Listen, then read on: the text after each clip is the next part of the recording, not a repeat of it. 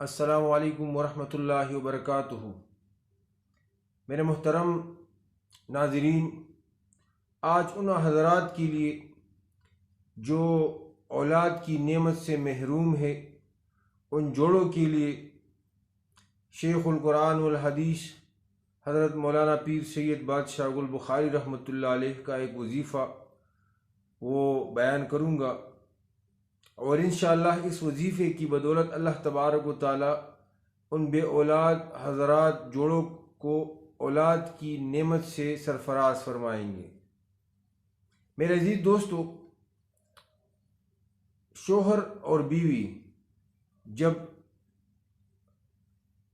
پاک صاف ہو جائے، باوضو ہو کر، اور کمرے کی روشنی بند کرے، تو شوہر اپنی بیوی کے ناف سے نیچے بچی دانی پر ہاتھ رکھ کر 70 دفعہ سے زیادہ سورہ صافات کی آیت جو ابراہیم علیہ السلام کی دعا بھی ہے، رب ہب لی من الصالحین، وہ پڑھے، اور اس کے بعد شوہر اور بیوی جماع شروع کرے، اور اس کے دوران بھی دونوں میاں بیوی وہ دل میں یہ آیت رب ہب لی من الصالحین پڑھتے رہے۔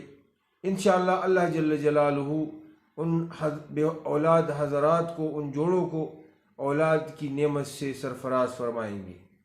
میرے عزیز دوستو، یہ ایک مجرب وظیفہ ہے جو ہمارے اکابر مشائخ کا ہے، جو انہوں نے اپنے شاگردوں کو اور مریدوں کو عطا کیا۔